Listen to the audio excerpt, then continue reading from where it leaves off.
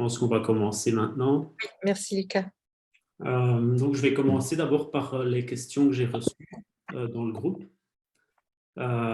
Et ensuite, si vous avez d'autres questions spécifiques qui vont peut-être arriver pendant le live, ce serait bien qu'on les pose à la fin, une fois que j'ai terminé de répondre aux questions du groupe. Après, si on a encore le temps, je vous demanderai si vous avez d'autres questions. Mais comme ça, on peut rester aussi focus sur les réponses. Très bon, parce que j'ai un Zoom avec moi. Je peux pas, là, je peux pas.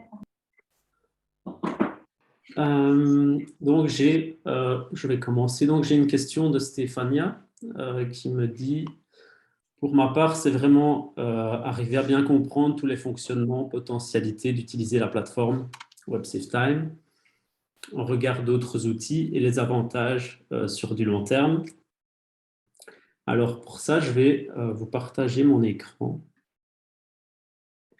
Voilà, et je pensais vous faire un petit tour peut-être de la plateforme assez rapidement, peut-être pour les personnes qui seraient complètement novices sur WebSaveTime. Donc ici, je suis dans mon tableau de bord où j'ai tous mes contacts, les clients, nombre de clients, nombre de ventes, etc. Les discussions du forum, les statistiques d'email, etc. Donc ça, c'est pour le tableau de bord. Ensuite, ici, sur le côté gauche, on a toutes les fonctionnalités WebSaveTime, ainsi que la documentation qui se trouve ici. Si vous voulez devenir partenaire WebSaveTime, vous pouvez aussi recommander la plateforme et à ce moment-là, vous pourrez avoir 30% de commission pour les clients que vous amèneriez sur la plateforme. Vous avez aussi un guide donc, que vous pouvez suivre, vos notifications et également, vous avez, si vous cliquez ici, vous pouvez accéder au support technique directement si vous voulez me poser des questions aussi par la suite. Ensuite, donc, on a toute la partie site web, donc il est possible de créer votre site sur WebSaveTime, votre blog également. Il est possible d'ajouter vos fichiers, donc d'ajouter tout ce qui est photos, vidéos, fichiers MP3, etc., e-book. C'est ici qu'on les ajoute. Ensuite, il y a toute une banque d'images, de photos, vidéos, etc. que j'avais créées et qui sont disponibles pour vos projets. Ensuite, on a toute la partie email, donc tout ce qui est liste de contacts. Vous avez des listes de contacts donc personnalisées que vous pouvez créer. Vous avez des listes de contacts de prospects et de clients. Et vous avez accès à tous les contacts de toutes vos listes également. Ce qui est bien, c'est que vous pouvez créer plusieurs listes différentes.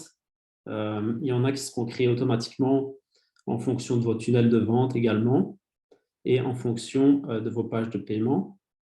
Donc, ils atterriront dans vos listes de clients à ce moment-là.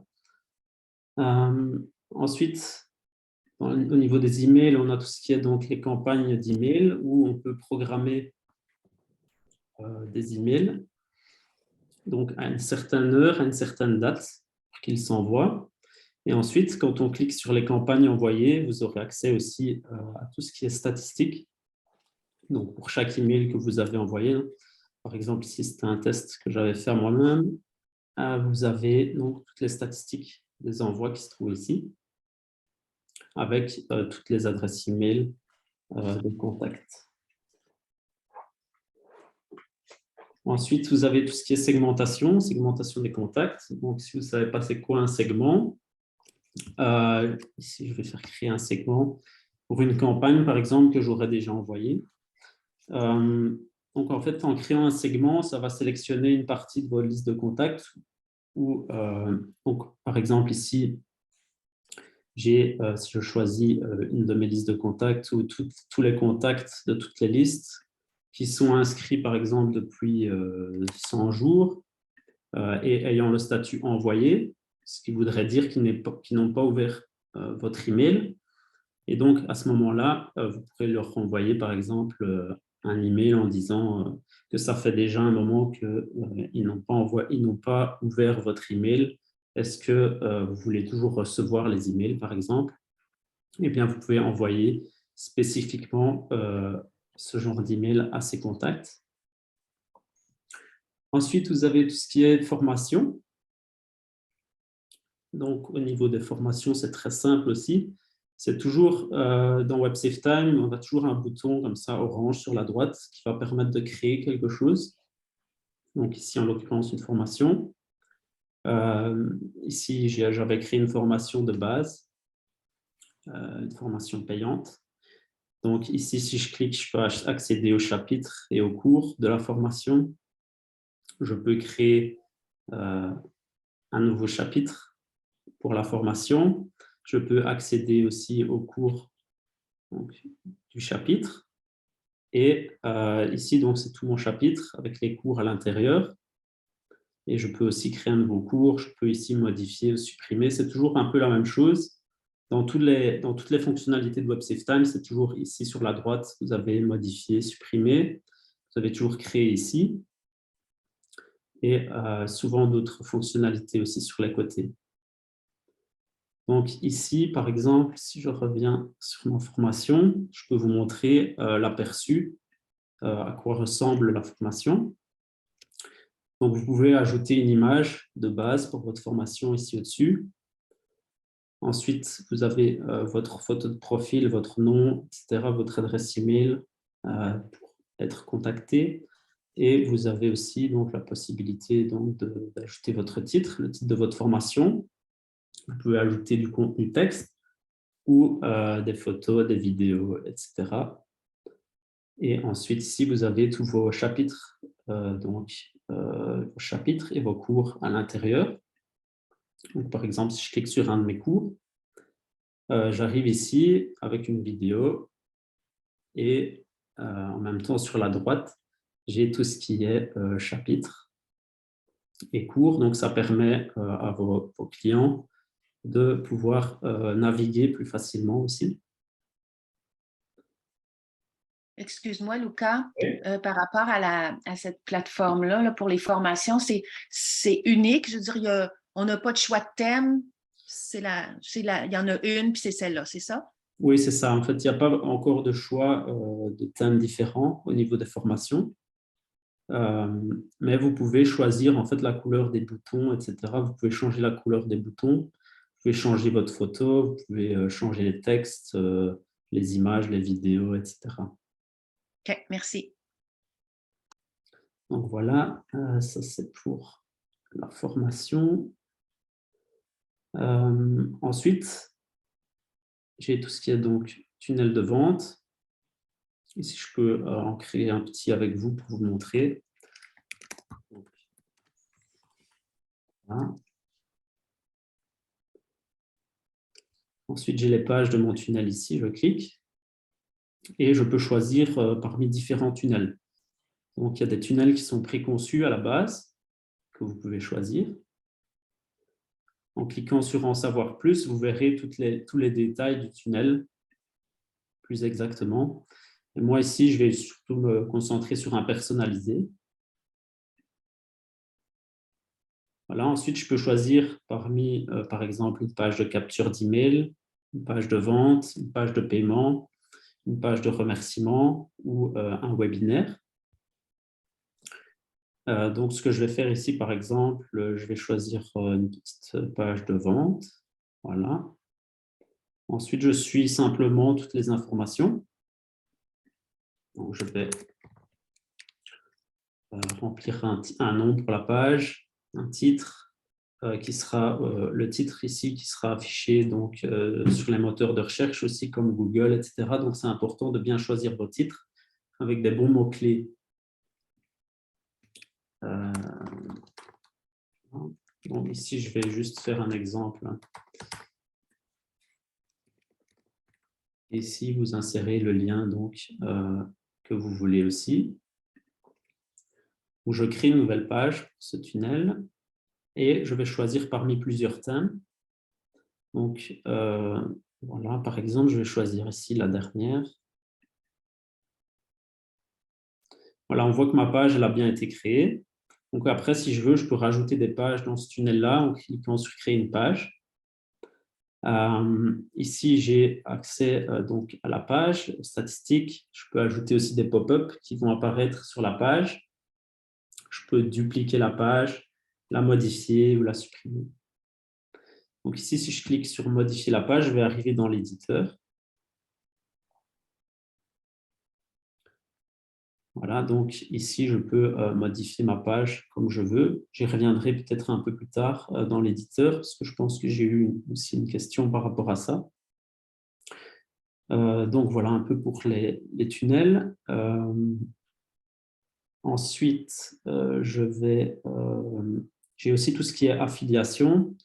Donc, je peux créer des campagnes d'affiliation, c'est-à-dire que si j'ai par exemple, si je vends une formation et que je veux avoir des partenaires affiliés qui vont vendre ma formation, je peux leur donner un pourcentage en échange. Et donc, quand vous allez créer une campagne d'affiliation, ils vont avoir accès aussi à un espace membre avec le lien vers votre formation qu'ils pourront partager aussi à d'autres personnes. Et ces personnes-là, quand elles vont cliquer sur le lien, il va y avoir un cookie d'affiliation donc, qui va bien dire que ce lien-là appartient bien à cette personne-là. Et comme ça, vous allez pouvoir lui envoyer également les commissions d'affiliation. Ensuite, vous avez tout ce qui est sondage. Donc ici, il est possible de créer des sondages aussi. C'est une nouvelle fonctionnalité. Vous pouvez créer des sondages page par page ou en une seule page. Et pour chaque sondage que vous allez créer, vous allez pouvoir récolter donc un maximum de réponses pour orienter un peu plus, par exemple, le contenu de vos formations ou des choses comme ça. Ensuite, j'ai tout ce qui est la partie facturation. Vous pouvez créer des factures, soit manuellement, soit elles se créent automatiquement grâce à vos pages de paiement. Donc, une fois que vous avez fait, une fois qu'un client a acheté chez vous, il y a une facture qui est générée automatiquement et qui se retrouvera donc ici dans facture. Sinon, vous pouvez les créer manuellement. Vous pouvez aussi créer des devis et vous pouvez aussi voir vos clients et gérer aussi les abonnements en cliquant ici, les abonnements actifs Stripe et PayPal qui apparaîtront ici. Ensuite, vous avez tout ce qui est communauté. Donc, vous avez le forum où il est possible de discuter entre membres, présenter son activité. Si vous avez des questions aussi plus spécifiques que vous voulez poser, n'hésitez pas à participer. Ensuite, il y a tout ce qui est, on offre aussi quelques formations avec WebSaveTime et il y en a une nouvelle qui va arriver bientôt dans laquelle je vais faire aussi un détail de toute la plateforme avec de nombreux tutoriels, etc. Sinon, vous avez aussi une petite formation sur le SEO pour améliorer donc, votre visibilité. Ensuite, si je reviens dans communauté, j'ai aussi une partie accompagnement. Donc, si vous voulez vous faire accompagner plus en détail par rapport à votre projet, etc. Par exemple, si j'ai créé aussi pas mal de tunnels de vente pour des clients. Donc, c'est aussi une bonne façon de se décharger du travail technique et ça peut vous permettre aussi d'avancer plus vite dans votre projet. Ensuite, voilà. Ensuite, il y a toute la partie événements. Ici, je rajouterai notamment ce live qui sera aussi en replay pour les personnes qui ne pourront pas participer aujourd'hui. Ensuite, j'ai tout ce qui est la partie paramètres, donc abonnement, changement de carte, facture, etc. tout ce qui est les paramètres du compte, les paramètres de nom de domaine, si vous voulez ajouter un nom de domaine personnalisé ou si vous voulez modifier celui que vous avez actuellement par défaut avec WebSaveTime. Donc ça, c'est votre adresse de base pour pouvoir accéder à votre site. Ensuite, il y a tout ce qui est paramètres d'envoi d'email aussi, si vous voulez ajouter une adresse email personnalisée à votre nom, avec votre nom de domaine. Donc, c'est assez simple, il faut juste suivre tous les détails et bien lire ce qui est noté. Ensuite, vous avez tout ce qui est les apps connectées. Ça aussi, vous avez un tutoriel vidéo si vous voulez aussi, par exemple, envoyer vos contacts WebSaveTime vers une autre application. Ensuite, vous avez tout ce qui est passerelle de paiement. Donc, vous pouvez faire vos paiements avec Stripe ou avec PayPal ou changer la devise aussi de votre compte. C'est assez facile à configurer. Il suffit simplement de cliquer, de suivre les informations. Ensuite, vous avez les paramètres de facturation où là, vous pouvez mettre votre adresse, votre ville, code postal, etc. pour vos factures. Tout ça apparaîtra sur vos factures. Et vous pourrez aussi choisir s'il y a des taxes à appliquer sur vos factures et si celles-ci doivent s'envoyer ou pas automatiquement par email à vos clients. Ensuite, on a tout ce qui est les paramètres reCAPTCHA. Donc, ça permet justement à ce qu'il n'y ait pas de robots qui viennent insérer de fausses informations dans vos formulaires. Donc là aussi, c'est assez simple. Il suffit de suivre les étapes pour s'inscrire et ensuite ajouter les clés du site que vous allez recevoir via Google. Donc, ensuite, pour terminer, on a les paramètres ici des pages légales qui vous permettent d'ajouter vos conditions générales de vente, politique de confidentialité, cookies, mentions légales, etc. Et si vous voulez changer aussi votre mot de passe. Voilà, donc si jamais vous avez aussi plus tard d'autres questions, c'est intéressant de regarder aussi dans la documentation qui se trouve ici, parce qu'il y a beaucoup de questions auxquelles on a déjà répondu beaucoup. Et il suffit simplement de rechercher une question, c'est aussi par fonctionnalité, ou simplement vous pouvez cliquer sur d'autres questions ou faire une recherche.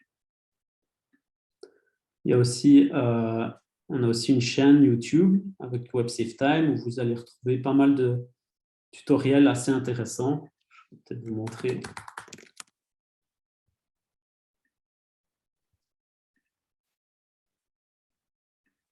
Voilà. Et ici, vous avez pas mal de vidéos aussi qui ont été faites assez récemment. Et vous avez aussi, on rentre plus en détail dans toutes les fonctionnalités. Donc voilà, je vais revenir ici. Par rapport à la question donc, de Stéphania. Merci Lucas. J'avais encore une question pour toi. Pourquoi toi tu as créé cette plateforme en fait? Quel était l'objectif? Voilà. Écoute, pour expliquer un peu rapidement, j'ai créé cette plateforme en 2017. J'ai commencé à la créer lorsque en fait, j'ai assisté à un live de Sylvain au Québec. C'était vraiment super. Et il y a un truc qui revenait constamment et un problème que j'entendais souvent revenir, c'est que les personnes avaient des grandes difficultés techniques, aussi notamment avec WordPress, etc. Beaucoup de gens qui ne s'en sortaient pas ou qui avaient plein de problèmes techniques, etc. Donc, je me suis dit qu'il fallait créer une plateforme comme ça, justement, pour pouvoir aider ces personnes qui n'y connaissent pas beaucoup en technique à avoir un espace où tout est regroupé et où ce soit le plus simple possible pour eux de créer par eux-mêmes. Donc voilà, c'est de là en fait que l'idée elle est venue. Et après, ça a pris pas mal de temps aussi au niveau du développement de la plateforme et tout ça. Voilà, j'espère que j'ai bien répondu à ta question. Mais donc, ça veut dire simplement que toi, tu vas faire, si on s'engage avec toi sur la plateforme, à travers un abonnement, ça veut dire aussi que tu vas faire évoluer la plateforme chaque fois en fonction des nouveaux outils. Enfin, voilà, ça évolue très vite Oui, ça dans ce évolue. domaine-là. C'est ça que tu vas faire évoluer chaque fois les choses? En fait, la plateforme, elle est mise à jour assez régulièrement.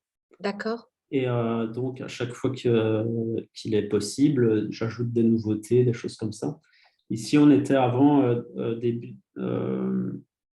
cette année, donc l'année passée, on était à une version complètement différente. Et ici, je viens de créer une toute nouvelle version de WebSaveTime qui est disponible ici depuis le début de cette année. d'accord. Et donc, ça évolue, oui, comme ça, au fil du temps. D'accord, donc c'est ton engagement si nous, on décide de prendre un abonnement chez toi, c'est ça? Oui, tout à fait. Il y a toujours une évolution, il y a des nouveaux thèmes qui arrivent aussi, il y a des mises à jour, etc. Mais vous, de votre côté, vous n'avez en soi rien à faire parce que tout est mis à jour. Ce n'est pas comme WordPress, par exemple, ou des choses comme ça où vous avez besoin de mettre à jour des plugins ou des choses comme ça. D'accord, Et tout est fait automatiquement, d'accord. Merci, Lucas. avec plaisir. Aussi, pour continuer donc, la question, au regard d'autres outils et les avantages donc, sur le long terme. Donc ici, je ne vais pas faire un comparatif vraiment avec d'autres outils. Je vous invite à le faire si vous avez envie. Mais par exemple, le prix est très abordable. Si vous allez par exemple avec une plateforme comme Kajabi, vous verrez que les prix sont très différents. Et les avantages, je vais dire, sur le long terme, c'est vraiment que vous avez tout au même endroit et que du coup, vous gagnez vraiment beaucoup de temps dans votre projet. Vous n'avez pas trop besoin d'aller à gauche, à droite et perdre votre temps. Vous pouvez vraiment vous concentrer sur l'essentiel D'accord, et comme ça évoluer. d'accord. Merci. Avec plaisir. J'ai une autre question donc, qui a été posée sur le groupe de Hélène. Je ne sais pas si Hélène est là. Ah oui, je pense qu'elle est là. Oui, je suis là, Lucas. Bonjour. Donc, c'était par rapport à quel identifiant YouTube doit-on saisir dans la page de webinaire lorsqu'on fait un live. J'imagine donc que c'est par rapport au webinaire du tunnel de vente. Je vais créer un nouveau webinaire pour montrer ça.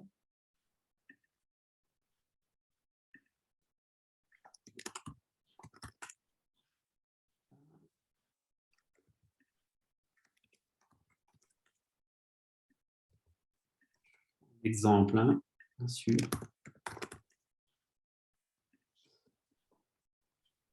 Donc ici, on demande l'identifiant, donc l'idée de la vidéo YouTube. Quand on passe sa souris sur l'icône ici, on voit que en fait, tout ce qui se trouve après le signe égal, donc dans un lien YouTube. Par exemple, si sur YouTube, je vais prendre voilà, un live, par exemple, comme celui-ci. Et ici, je vois que j'ai donc le lien qui se trouve au-dessus. Tout simplement, c'est tout ce qui se trouve après le égal. Donc, c'est cette partie-là, entre le égal et le et, s'il y en a un. Ça dépend un peu, parfois les liens de YouTube sont un peu différents. Et tout simplement, je vais prendre ça ici, je vais le copier. Et puis, je vais l'insérer ici. Et donc, ça, c'est l'identifiant de la vidéo.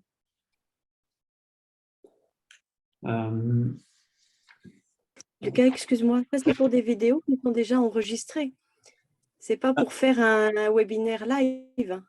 En fait, il est aussi possible de faire des lives, mais c'est uniquement via YouTube. D'accord, donc là, ça nous sert plutôt pour du replay finalement. En fait, c'est possible de faire les deux. C'est possible soit de faire un webinaire qui est déjà préenregistré ou de lancer un live sur YouTube et de mettre aussi l'identifiant ici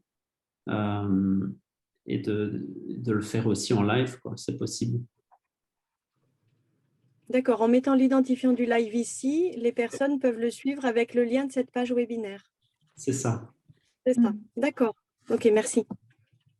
Oui, ici, je vais juste compléter donc, rapidement. Donc, ici, il y a un bouton qui apparaît après certaines minutes. Donc, il va peut-être rediriger vos clients, par exemple, vers une page d'achat ou une page de paiement ou une autre page que vous avez décidé. Donc, vous pouvez choisir un nom aussi pour le bouton qui apparaîtra. Ici, je vais juste mettre un test et puis vous pouvez mettre aussi un lien.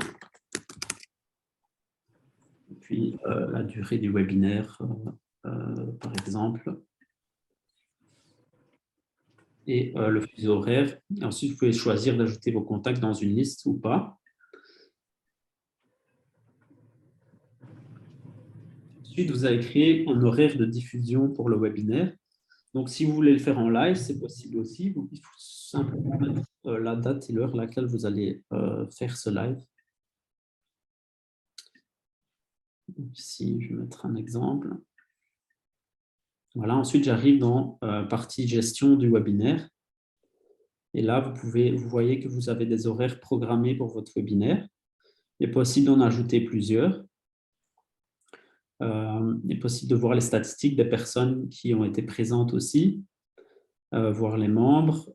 Vous avez aussi un chat dans toutes les pages de webinaire, donc il suffit de voir les messages. Vous pouvez voir les messages du chat, etc. Vous pouvez aussi programmer des messages robots, donc, qui s'ajouteront automatiquement. Donc, si je vais ici, j'ai message robot. Donc, je peux créer un nouveau message qui apparaîtra automatiquement au moment où vous voulez. Et ensuite, je pense qu'il y avait encore une autre question. C'était par rapport à comment crée-t-on une automation pour les personnes qui s'inscrivent à nos webinaires via une page de capture afin de leur envoyer par email automatiquement le lien d'accès. En fait, dès que les personnes... en fait, voilà, vous avez un lien d'inscription au webinaire qui est généré automatiquement. Donc, si vous cliquez sur ce lien, les gens seront redirigés vers cette page d'inscription. Donc, il faut s'inscrire et choisir la date et l'heure qu'ils veulent. Voilà. Une fois qu'ils sont inscrits, ils reçoivent un email directement avec le lien vers le webinaire. Donc, la partie webinaire, il n'y a pas besoin de faire d'autres pages. Donc, il n'y a pas besoin de page de capture. Il n'y a pas besoin de page de remerciement.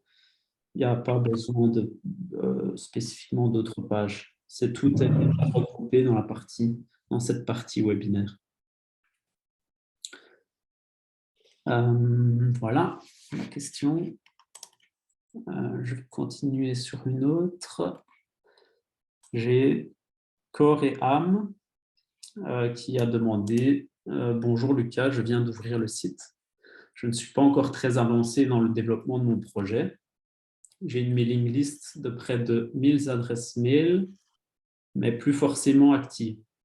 Puis-je transférer ces adresses et pourront-elles alors être gérées par le site, actives ou non, mail lues ou non, etc. Donc oui, évidemment, il est possible, si je vais dans les listes de contacts, il est possible d'ajouter une liste email, même de 1000 personnes si vous voulez. Mais le plus important, c'est que ce ne soient pas des emails qui aient été achetés. Donc, il faut vraiment que votre liste, elle soit bonne, elle soit correcte, parce que sinon, vous allez avoir des problèmes dans les envois d'emails et vos statistiques vont être mauvaises. Et si vos statistiques sont trop mauvaises, vous allez être bloqué dans vos envois. Donc, ici, par exemple, j'ai une liste de tests que j'avais créée. Il est possible d'importer ces contacts via un fichier CSV ou simplement de créer un contact manuellement. Donc, si je fais dans les contacts CSV, vous avez des exemples. Donc, évidemment, vous devez respecter le RGPD. Vous ne pouvez pas insérer de nouveaux contacts sans l'accord préalable de la personne. Vous devez donc télécharger ici un fichier CSV qui comprend les champs présents dans les fichiers d'exemple. Souvent, c'est un contact par ligne séparé d'une virgule ou alors en colonne. Et ici, vous avez un exemple de fichier que vous pourrez télécharger.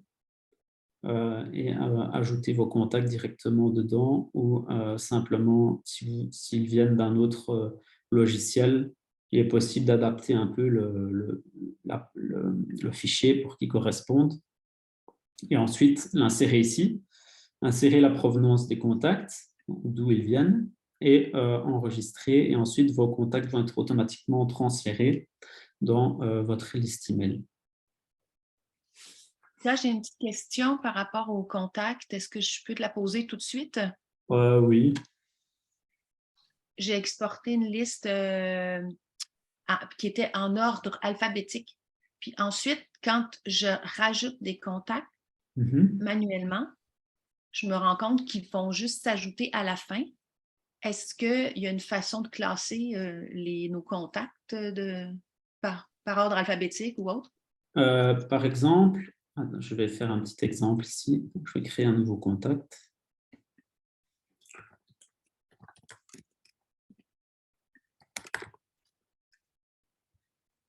Voilà. Donc voilà, j'ai un nouveau contact qui est ici. Et en fait, je vais en rajouter encore un autre pour montrer. Donc, avec, par exemple, un A, un prénom en A qui commencerait en A. Adresse email.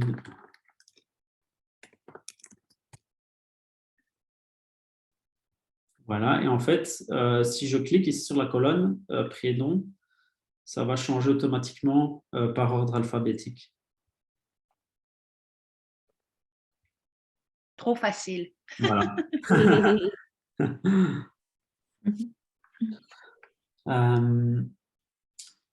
Voilà, ensuite, j'avais une question de Laurence qui avait besoin de plus d'informations concernant l'éditeur de page.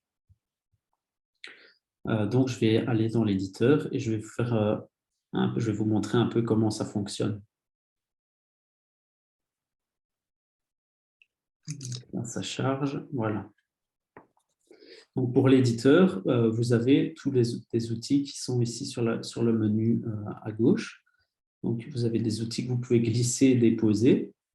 Et vous avez aussi des blocs que vous pouvez ajouter. Ensuite, vous avez tout ce qui est ici au-dessus. Donc, vous pouvez revenir en arrière ou aller en avant. Vous pouvez afficher un aperçu de la page en plus grand. Vous pouvez glisser, déposer des objets assez facilement. Par contre, ce n'est pas super recommandé cet outil-là concernant la mise en disposition des pages sur plusieurs appareils. Ça risque de ne pas être très, très bien. Ensuite, vous avez tout ce qui est, voilà, vous pouvez mettre en plein écran ici, ou vous pouvez ouvrir la page dans un autre onglet. Et ici, vous pouvez voir la page sur les mobiles, sur une tablette et sur l'ordinateur. Et ici, vous avez le bouton d'enregistrement. Donc, à chaque fois que vous faites une modification, c'est toujours bien d'enregistrer directement la page. Donc ici, vous voyez, tout se fait en fait sous forme de blocs. D'abord, il faut prendre en compte, il faut savoir comment un peu est structuré un site web, une page web. C'est vraiment par bloc. Donc, vous avez des sections, donc ce qu'on appelle des sections, qui sont des plus gros blocs, comme ceci. Et ensuite, vous avez tout ce qui est à l'intérieur de ces blocs. Ici, en l'occurrence, on a des titres, des paragraphes. Donc, si je veux, par exemple, juste modifier un paragraphe, donc je double-clique et puis je peux cliquer dessus simplement. Donc, si je clique, à chaque fois que je clique sur un élément, vous voyez qu'ici à gauche, ça change. Donc, c'est le contenu. Parce que chaque élément peut avoir un contenu différent. Donc, par exemple, voilà, ici, si je clique sur une image, je vais avoir une image qui apparaît. Et ensuite, je peux choisir l'image de mon choix. Ici, j'ai ma galerie qui s'ouvre. Donc, toutes les images qui ont été téléchargées dans vos médias, elles vont apparaître également ici. Vous allez pouvoir aussi faire une recherche dans une banque d'images en ligne. Ça, c'est aussi nouveau. Et où vous pouvez télécharger vos fichiers directement. Par exemple, vous cliquez dessus ici et puis vous faites ajouter et ça change tout seul. Ensuite, j'enregistre. Voilà. Et je peux soit voir la page ou juste retourner à l'éditeur. Donc ici, je peux changer par exemple les tailles, les couleurs, le poids du texte, etc. Et si ça n'est pas, si vous voulez changer d'autres choses qui ne sont pas spécialement notées ici dans le contenu, vous pouvez aller dans Style, juste ici. Alors, vous avez tout ce qui est marge, marge intérieure, si vous voulez faire une bordure par exemple. Vous pouvez faire une bordure avec une largeur, voilà, par exemple.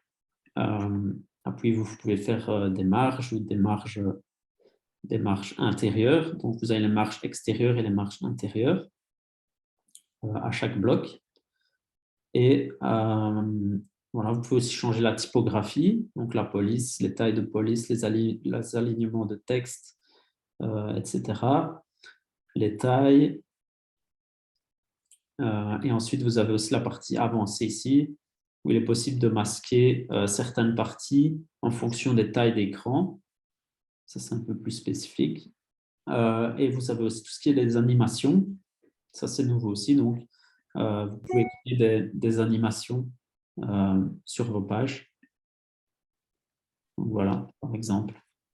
Vous choisissez la durée et la durée avant que l'animation démarre. Si par exemple, si vous voulez ajouter des blocs, la façon la plus simple de le faire, c'est en passant directement ici, vous avez le plus qui vous permet d'ajouter un élément. Alors, pour ajouter un élément après celui-ci, je fais bien attention que j'ai sélectionné la section en entier et pas seulement cette partie-là. Donc, si je clique sur la section et puis que je sélectionne ici bien la section, je peux aussi ajouter les outils comme ça. Et je peux ajouter des blocs aussi de cette façon-là. Par exemple, je vais ajouter voilà, ce bloc-là. Aussi, si je clique dessus, par exemple, je dis oh, je n'ai pas trop envie d'avoir ce bloc-là. Donc, en cliquant dessus, vous voyez sur la droite, ça apparaît. Vous pouvez soit déplacer l'élément, soit le bouger, donc, par exemple, le mettre au-dessus de la page, ou le redescendre d'un cran. Vous pouvez le dupliquer. Donc, si je clique dessus, hop, il s'est rajouté juste en dessous. Et vous pouvez aussi le supprimer. Donc là, hop, je vais juste supprimer en cliquant sur la corbeille.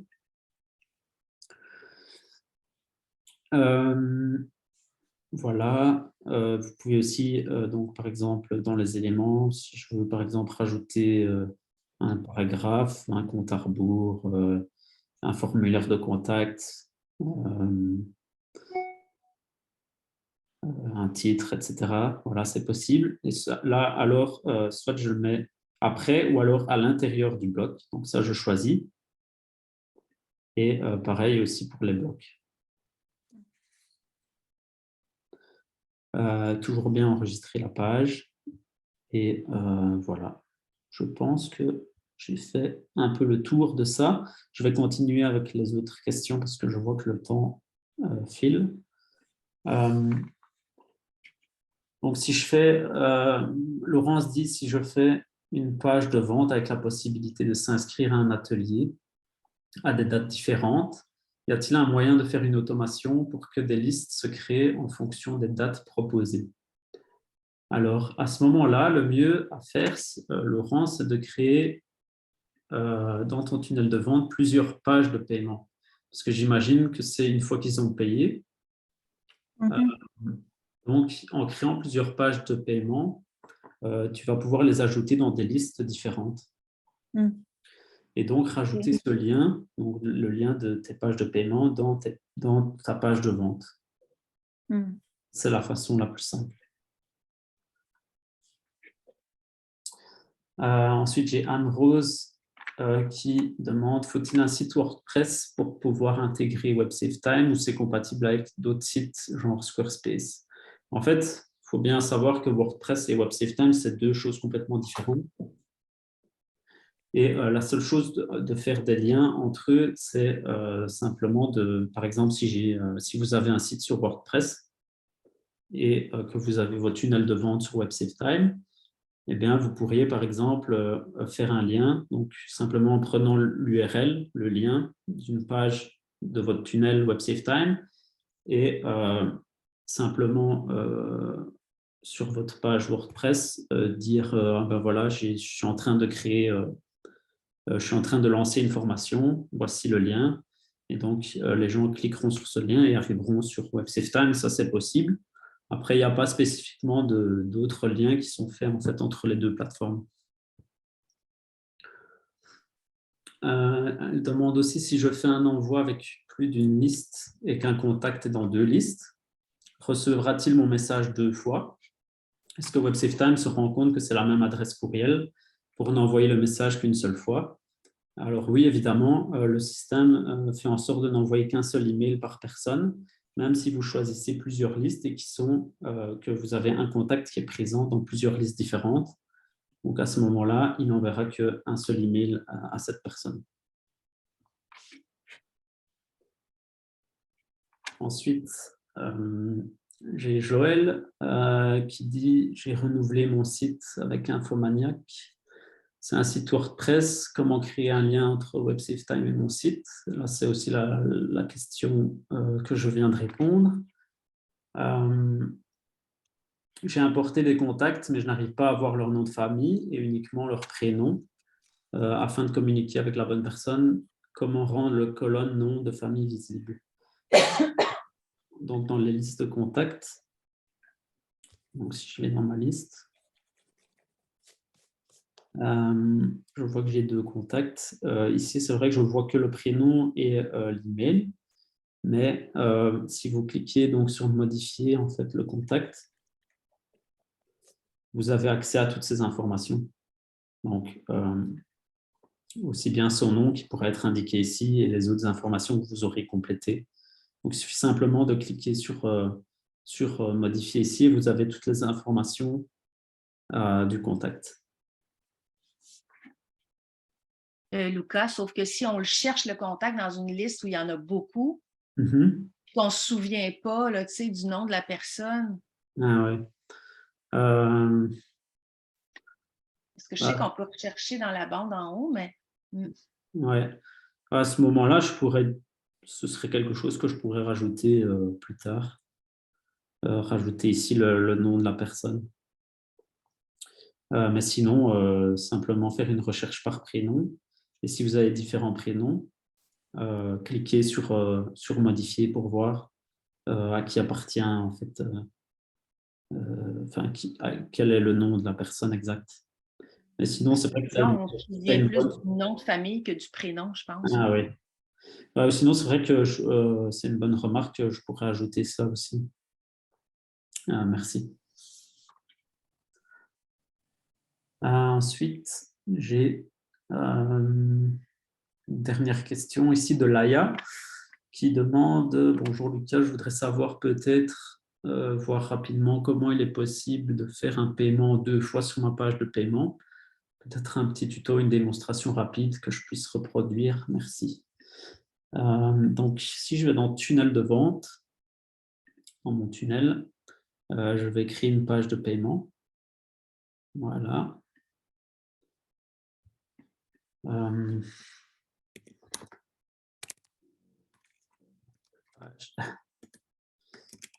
Hop. Donc là, je crée une page de paiement. Voilà. Alors là, je dois créer une offre en fait pour la page de paiement. Et donc, il y a deux façons de le faire en fait. Soit vous faites à chaque fois, vous recréez une nouvelle page de paiement. Donc, si vous avez juste un paiement simple, choisissez ici dans le plan de paiement, paiement simple. Et si vous voulez juste faire un paiement en 2 fois, vous allez dans paiement en X fois. Et ensuite, vous insérez le nombre ici, donc 2, pour dire en paiement en 2 fois. Voilà, mais là, pour l'exemple, ce que je vais faire, c'est que je vais juste faire un paiement simple. Ici, vous pouvez lier aussi une formation payante, si vous voulez. Et donc, le prix, on va mettre un prix par défaut. Et une page pour la page de succès de paiement. Et ici, c'est l'email qui sera envoyé donc, après l'achat, où vous pourrez insérer, par exemple, le lien vers votre formation ou le lien vers votre produit ou votre service. Donc, ici, je vais créer la page. Voilà, j'ai le lien qui se trouve ici de ma page. Et ici, on voit les offres de la page. Donc, ici, si je veux rajouter, par exemple, un paiement en 2 fois, si pour l'instant, je n'ai qu'un paiement, normalement, un paiement en 1 fois, voilà. Si je clique sur plus, donc plan de paiement, je vois ici que j'ai le plan de paiement simple. Et si je veux, je peux créer un nouveau plan de paiement sur la même page. Donc, je peux choisir, en plus du paiement simple, les gens peuvent choisir soit un abonnement mensuel, annuel, un paiement tous les mois en X fois ou un paiement simple en X fois. Donc là, je vais mettre un paiement simple en 2 fois avec le prix total du produit toujours, qui sera peut-être un peu plus cher. Voilà. Donc, je crée le plan de paiement. Ensuite, je reviens sur ma page et je vois que la personne peut choisir en fait quel plan de paiement. Paiement en 1 fois ou paiement en 2 fois. Donc voilà, je pense que j'ai répondu ici à toutes les questions qu'on m'avait posées sur le groupe.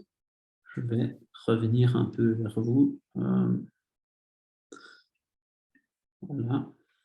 Lucas, moi, je dois quitter. J'aurais des petites questions que j'avais mises dans le chat, si c'était possible. C'est un évangéliste. Si jamais tu dois quitter, tu peux toujours me poser tes questions dans le support de la plateforme. Pour y accéder, il faut juste donc cliquer sur ton nom qui est ici et sur support. Okay. Et créer une nouvelle discussion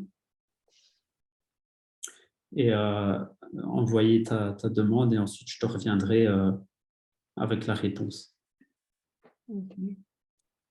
Sinon, Mais est-ce que tu prends des questions maintenant?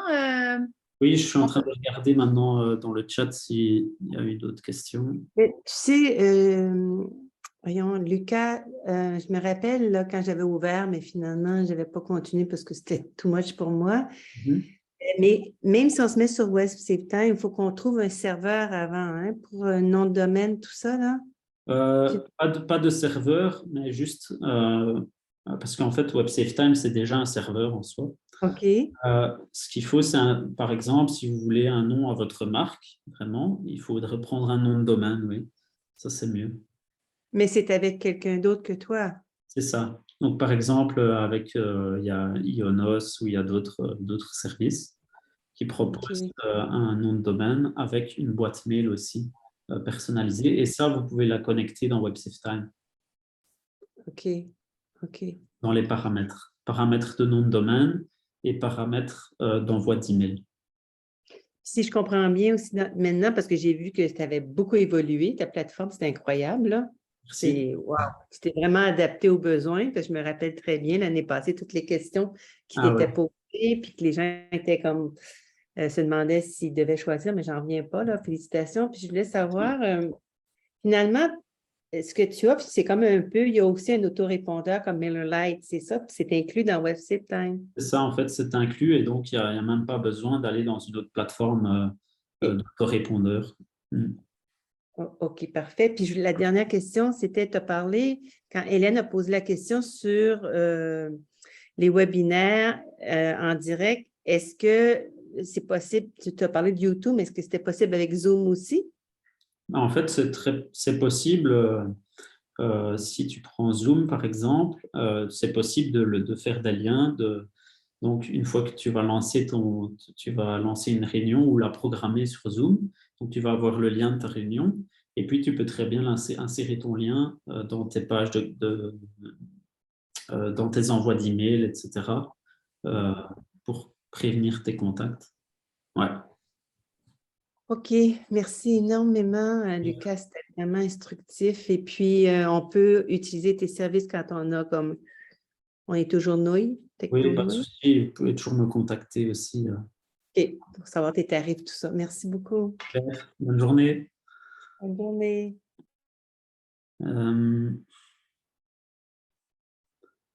Donc voilà, je regarde un peu le chat.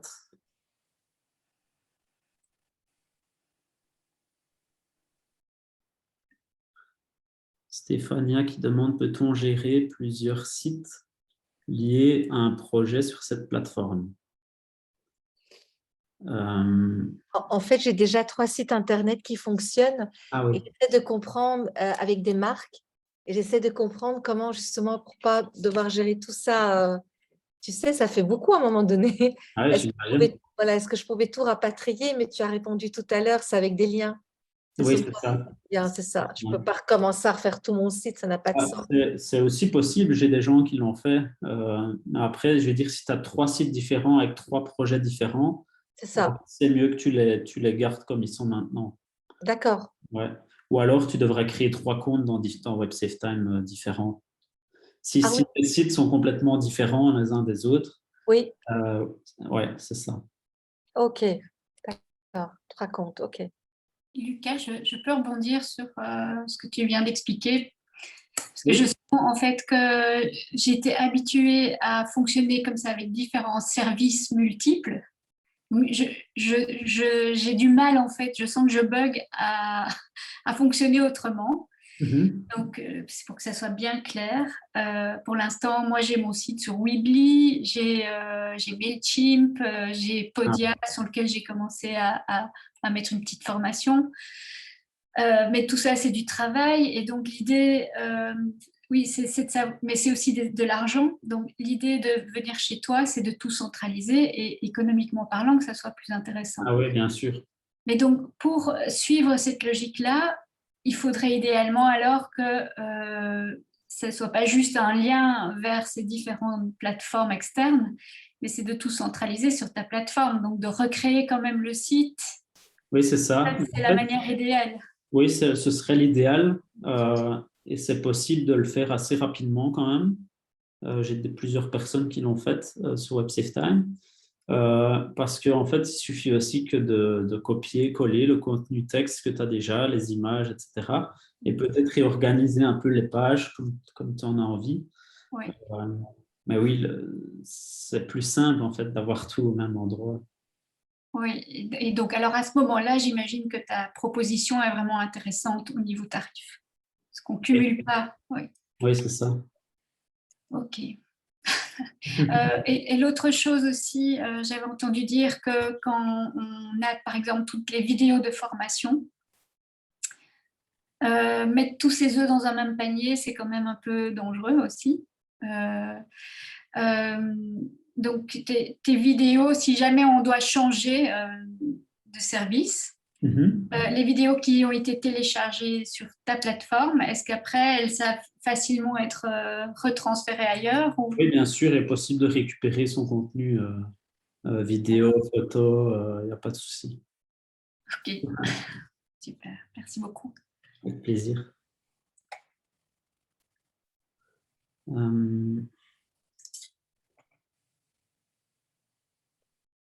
Lucas, une petite question, excuse-moi, c'est Hélène.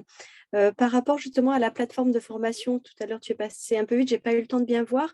Quand on est sur les chapitres et les leçons, est-ce qu'en plus de mettre une vidéo, on peut rajouter un petit texte explicatif ou proposer des liens ou des documents en téléchargement? Ah c'est oui, possible bien sûr. de... D'accord. Oui, il y a justement un bouton sur la droite, hein, sur les côtés à chaque cours, où il est mis pièce jointe. Donc, il est possible de mettre un document en pièce jointe. Ouais. Merci. Je regarde s'il y avait d'autres questions dans le chat. Moi, j'en avais 3 petites questions, mais là, soit on te laisse lire ou on les pose. Tu peux les poser directement. Ouais. OK. Ouais, dans un thème de mail, il y a un thème où il y a une photo. On peut inclure une photo. Ouais. Puis, je trouve qu'elle prend beaucoup de place dans mon mail. Donc, je me demandais comment je fais pour la rapetisser. C'est possible avec certains logiciels. Je pense que si tu vas dans Est-ce qu'il faut que je la redimensionne dans une autre ce serait le plus simple, ou alors en passant via les thèmes d'email. Je ne sais pas si tu as vu, il y a des nouveaux thèmes pour les emails. Donc, en fait, tu as soit la partie où tu as le texte à écrire, ou soit tu as une partie avec des thèmes spécifiques à choisir. Ça, je peux peut-être voir si je peux le montrer vite fait. Ben, moi, oui, j'avais posé la question dans le support technique, puis là, je les ai trouvés, là, les thèmes. Ah oui, les thèmes, donc. Fait que ça, c'est super. J'aime beaucoup ça. Fait que, puis en plus, je le duplique pour ne pas avoir à tout réinscrire mes infos. Fait que ça, je suis vraiment contente. Mais c'est ça, il y en a un thème où il y a, c'est comme si ça avait été préconfiguré pour que l'image soit de telle grandeur. T'sais. Ah oui, je pense qu'elle est plus en longueur, c'est ça? Ouais, il y en a un qui est plus en longueur. Mais moi, en tout cas, quand je télécharge mes fichiers photos ou illustrations, ben là, c'est comme super gros. Là, Après, si c'est trop gros, le mieux, c'est de modifier avant dans un logiciel spécifique pour ça. Okay. Il y a, je pense, si tu cliques dans Médias, mes fichiers, sur la droite, tu as des informations avec certains sites qui est possible d'utiliser pour réduire la taille des images, etc. Oui, c'est vrai. Je les ai utilisés plusieurs fois, puis ça fonctionne super bien. Je les ai pris en note. Fait que ça, c'est vraiment merci pour ça. Ouais. Tu as une autre question? Oui, c'est ça. En fait, les mots, il y a des mots interdits. Il y a des mots qu'on ne peut pas utiliser. Maintenant, ils sont changés, ils sont devenus mots dangereux et pas mots interdits parce que il est toujours possible en fait d'envoyer un email, même s'il y a des mots qui sont un peu plus dangereux, donc qui vont faire passer peut-être votre email dans les spams. Mais il y a un bouton, on peut cliquer pour accepter, même envoyer, même s'il y a des mots qui sont comme ça un peu dangereux. Puis ça, c'est basé sur quoi? Là? C'est parce qu'on n'a pas le droit le mot cadeau, parce que moi, c'est ça, en fait, je reçois des courriels, des courriels avec ces mots-là. Ouais. En fait, si vous avez déjà regardé, par exemple, dans vos spams, vous allez voir tous les emails qui atterrissent dans cette boîte-là. En fait, c'est souvent des mots cadeaux. Oh, je vous offre un iPhone ou voici un cadeau. Ou ceci est gratuit pour vous. C'est souvent des emails en fait qui vont tomber dans les spams des gens. Et donc, pour éviter ça, c'est pour ça que j'ai mis ce système-là, pour vous avertir des mots qui peuvent être dangereux et qui peuvent faire passer votre email dans les spams et donc ne pas être lus par les personnes. Ouais. OK. Puis aussi, dans le nom, quand on nomme notre page de vente ou de paiement, là, moi, ça a été long avant que je comprenne qu'il ne fallait pas que je mette le mot, c'est-tu paiement ou vente qu'on ne peut pas mettre? Ah oui, je pense que c'était paiement. Ça serait peut-être important, intéressant. Je trouve ça le fun quand tu mets des petites notices à côté, là, justement, comme pour redimensionner une image. Bon, vous devez faire telle chose. Comme là, peut-être une petite notice de dire ne mettez pas le mot paiement dans votre titre parce qu'il ne le prendra pas. Là, parce que moi, j'ai recommencé. Offre, par exemple. Ah ouais. Ouais. OK. Puis, là, tu as dit tout à l'heure que quand quelqu'un, est-ce que j'ai bien compris que quand quelqu'un achète, mettons, ma formation, son nom va se retrouver dans une nouvelle liste de contacts? Oui. automatiquement. Donc, toutes les personnes qui achètent, ça va se retrouver dans la liste de contacts de clients, c'est ça? Oui, c'est ça. Ah, OK. Super. OK. C'est pas mal, c'était les questions que j'avais pour l'instant. Je te remercie beaucoup. Avec plaisir. Moi, j'avais une dernière question, Lucas, si c'est possible, parce que c'est un peu tout nouveau pour moi. Ouais. Mais du coup, alors j'importe mes emails. Moi, mon problème, c'est que pratiquement la moitié de mon listing, je l'ai eu par des femmes qui me l'ont rempli sur des ateliers en présentiel. Donc, elles me l'ont écrit sur du papier. Donc, Ouais. par rapport aux règles RGPD, je ne suis pas très bon. Donc, qu'est-ce qu'il faudrait? Il faudrait que j'envoie un mail en leur demandant, en utilisant un de tes tunnels où elles rentrent l'adresse mail et en leur disant, si vous voulez continuer à recevoir mes offres, il faut que vous donniez votre accord. C'est ça, en fait? Ça peut être une solution, mais en soi, je vais dire, je ne suis pas avocat, donc je ne peux pas vous dire exactement. Mais je vais dire, si ces personnes-là ont écrit leur nom, leurs emails sur un papier pour vous les donner, c'est que quelque part, c'est pour recevoir des emails en soi. Mais c'est vrai que ça peut être intéressant de leur envoyer quelque chose pour leur dire s'ils veulent Accepter, quoi. accepter ou pas, et puis dire que simplement, s'ils ne veulent pas, ils peuvent cliquer sur le bouton en dessous pour se désabonner. D'accord. Et du coup, ah oui, donc c'est-à-dire que je les mette force dans le système et si elles ne veulent pas, elles se désabonnent. Mais après, si jamais un jour on me demande de fournir l'autorisation des gens, je ne l'ai pas, quoi. Quelque part, je les aurais tous ajoutés manuellement. Ah ouais. Ouais. C'est un peu moyen. C'est un peu Ok. le problème, ouais. Mais alors, du coup, je voudrais comprendre, donc si j'utilise ta gestion d'envoi de mail depuis WebSafeTime, par exemple, j'envoie un mail de présentation pour une prochaine activité. Si les gens répondent à ce mail, où est-ce qu'il arrive le mail? Il va arriver, donc si tu l'envoies par exemple de tes campagnes d'email, si tu as configuré ton email d'envoi dans WebSafeTime, dans tes paramètres, cet email-là, donc c'est à cet email-là que les gens répondront. D'accord, mais ça, je veux dire, il pourrait répondre. Moi, par exemple, j'ai une adresse pour tout ce qui est activité, ces activités-là. J'ai une adresse en Outlook, je crois. Ça va arriver sur Outlook, c'est-à-dire je pourrais faire le lien ou ça va arriver quelque part sur WebSafeTime? Non, sur Outlook, ça ne marchera pas parce qu'en fait, quand on utilise une adresse pour envoyer des emails, il faut que ce soit une adresse professionnelle avec un nom de domaine qui est relié.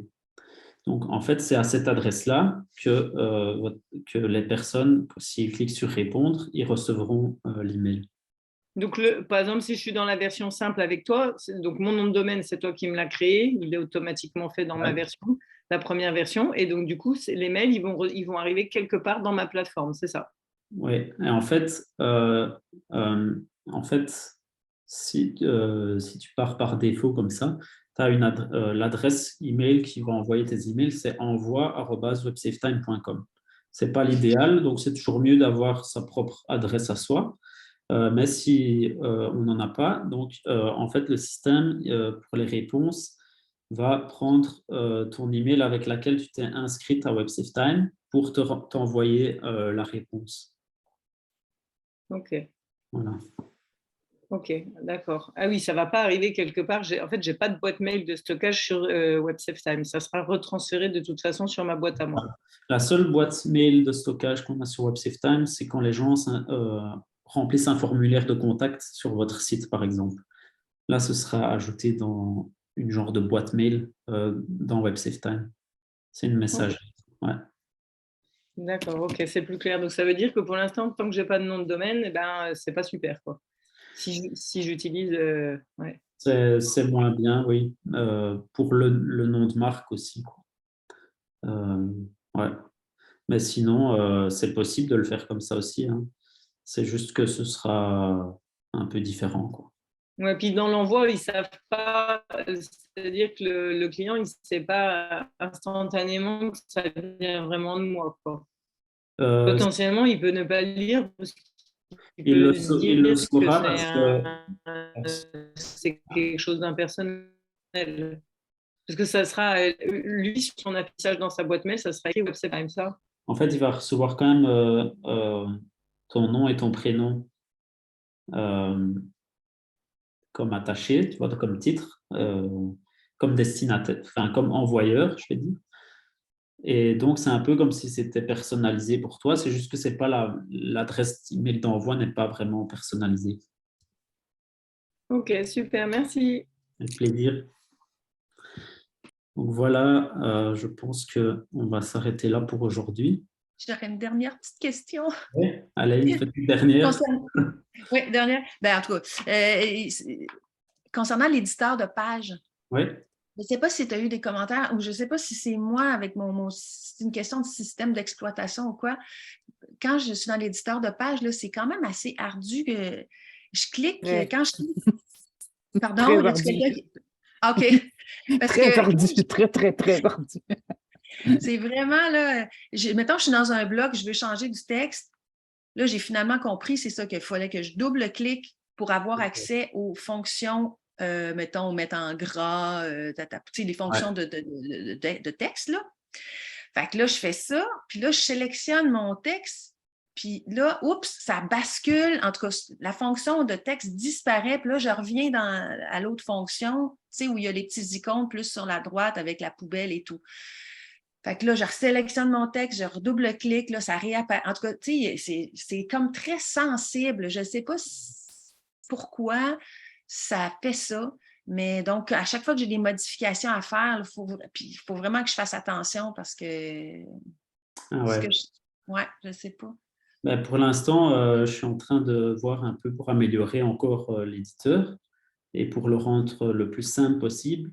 Mais en soi, je vais dire que ça dépend un peu de chacun, comment on l'utilise, quoi. Donc, c'est pour ça que je vais mettre aussi, j'ai un tutoriel aussi que j'ai créé sur l'éditeur.